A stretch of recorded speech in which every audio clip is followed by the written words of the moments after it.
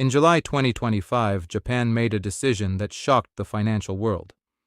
Tokyo committed up to $550 billion toward investment in the American economy. In return, Trump gave Japan a 15% tariff rate, but steel and aluminum stayed at 50%. Canada, meanwhile, committed no comparable investment package. And Canada walked away with steel tariffs cut from 50% to 25%, autos from 25% to 15%, and dairy fully protected. Same president, same negotiating table. One country brought hundreds of billions in capital, the other brought $0 in a comparable investment package. So what exactly did Canada have that Japan didn't? If you want to understand how this happened, stay with me. This is the story mainstream finance media completely missed. Let's go back to April 2025, when Donald Trump declared a national emergency and invoked the International Emergency Economic Powers Act. Sweeping tariffs landed on virtually every major U.S. trading partner. Japan was hit with 25%. Canada faced 25% on most goods and 10% on energy. Both countries were bleeding. Both needed a deal. But their strategies immediately diverged.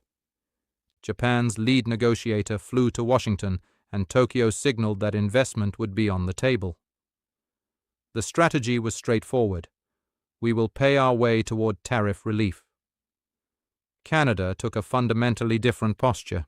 Chrystia Freeland stood at an aluminum facility in Saguenay, Quebec, and made Canada's position clear. There are many things Americans want from Canada: its energy, its potash, its critical minerals, its aluminum. That statement captured the difference. Japan's strategy was transactional. Here is money. Reduce our tariffs. Canada's was structural. You need us more than you admit. And the numbers show why that mattered. Let's talk about what Canada actually brought to the table. First, crude oil. Canada supplies roughly 63% of all U.S. crude oil imports. That's not a negotiating footnote. It's physical dependency.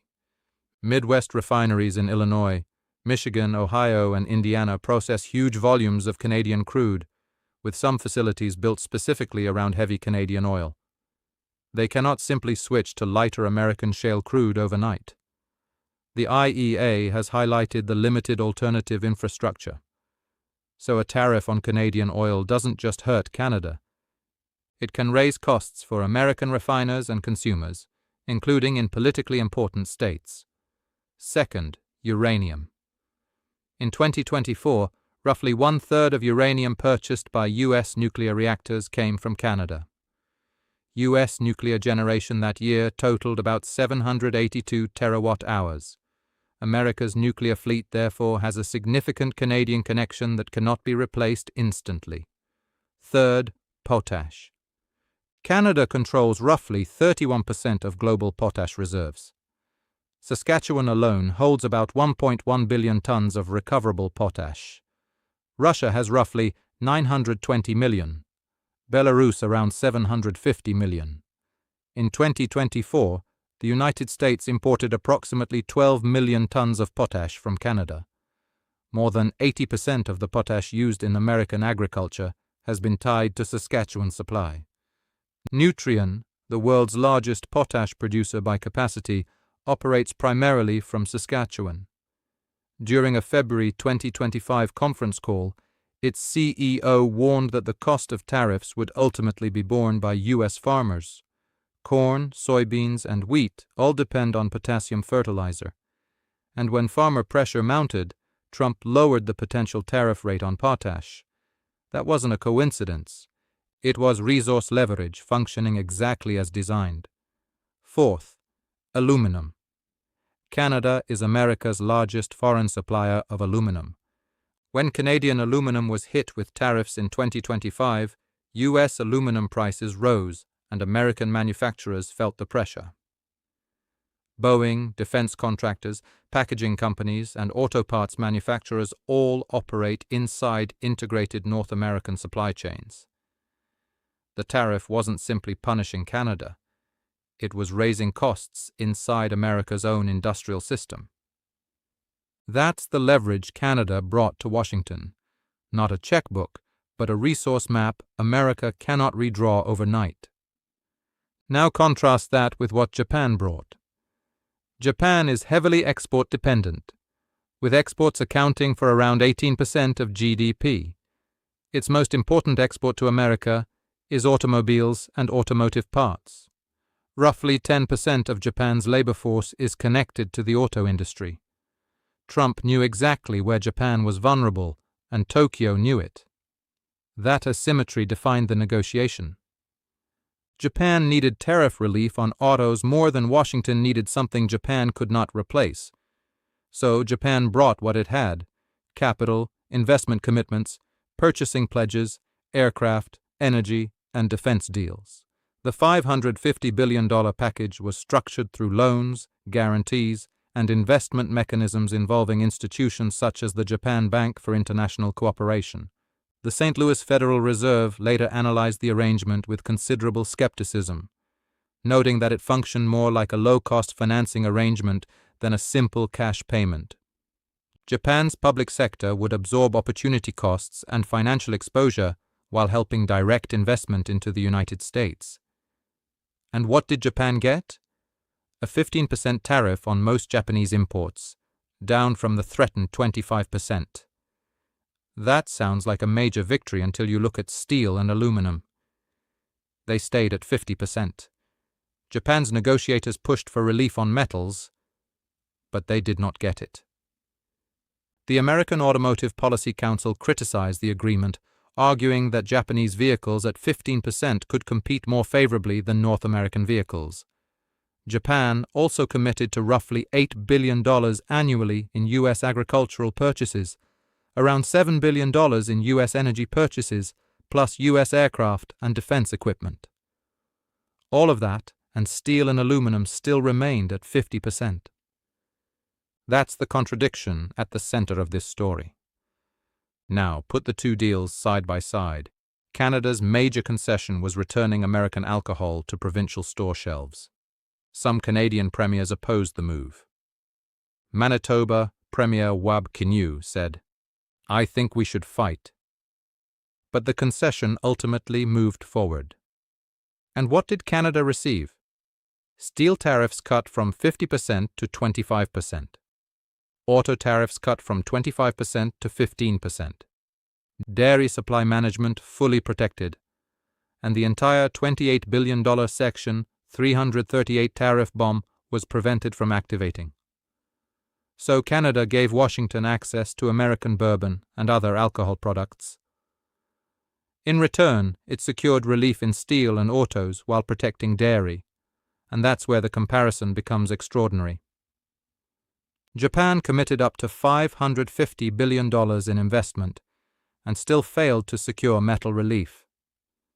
Canada offered no comparable investment package and secured a major steel reduction. Then came another remarkable moment. Less than 2 hours before the planned August 19, 2026 tariff package was supposed to activate, Trump postponed the package. Canada had not written a $550 billion check. It had held its position. The next day, audio surfaced from a Southampton, New York fundraiser involving Vice President J.D. Vance. Vance described Mark Carney as a very sweet guy. Then he mocked the Canadian Prime Minister's posture. Carney comes in and puffs his chest out. "I'm going to out-tough Donald Trump." Vance said the idea was hilarious and argued that Canada had ultimately climbed down on many issues. But look at the actual terms. Canada did make concessions, but it also secured steel relief, auto relief, dairy protection, and blocked the $28 billion Section 338 tariff package. So the question isn't whether Canada compromised. It did. The question is what it got in return. And that's where the resource advantage becomes impossible to ignore. You cannot tariff away supply chain dependence overnight. The Midwest refinery system is deeply integrated with Canadian crude. Switching feedstock requires infrastructure, capital, and time. Canada supplied about 63% of American crude oil imports in 2024, roughly 4.1 million barrels per day. Canada also supplied about one-third of uranium purchased by U.S. reactors, and Canada accounted for roughly 38.7% of global potash exports in 2024, comparable to Russia and Belarus combined. These aren't negotiating slogans. They're physical supply chain realities. Japan has financial leverage. Japan holds roughly $1.1 trillion in U.S. Treasury securities. That's significant. But selling those assets would also hurt Japan. And America has alternative suppliers for many Japanese goods. Canada's leverage is different. Canadian crude feeds American refineries. Saskatchewan feeds American agriculture. Canadian uranium feeds America's nuclear system. Canadian aluminum feeds American manufacturing. These alternatives cannot be created overnight. That's what made Canada's position different. And Trump's own executive orders exempted energy, potash, and critical minerals from some tariff measures. Washington wasn't simply being generous to Canada. It was acknowledging economic reality. Freeland's decision not to weaponize Canadian energy therefore wasn't necessarily weakness. Canada didn't need to threaten to cut supplies. It only needed to know that the supplies were difficult to replace. Canada also preserved something Japan sacrificed: optionality. Japan's $550 billion package must be deployed before January 2029. The investment framework gives American officials significant influence over where that capital goes. Japan absorbs the opportunity cost, and despite that commitment, steel and aluminum remain at 50%. Canada, meanwhile, keeps control over its natural resources. Ottawa didn't sign away future potash allocations. It didn't surrender sovereignty over uranium. It didn't turn Canadian energy into an American entitlement. And Canada is now trying to reduce its dependence on the U.S. market. Its 2026 trade diversification strategy targets a doubling of non-U.S. exports over the coming decade, potentially creating $300 billion more trade. A new strategic exports office was established in July 2026. Canada also signed a new free trade agreement with Ecuador on July 24, 2026. And the Indo-Pacific region, expected to represent roughly 50% of global GDP by 2040, is becoming a central part of Canada's strategy. The lesson is simple. Don't become so dependent on one customer that you lose your negotiating power. And this is where the story becomes bigger than Canada and Japan. The global trade system is beginning to reprice what real leverage means. For decades, financial capital was leverage.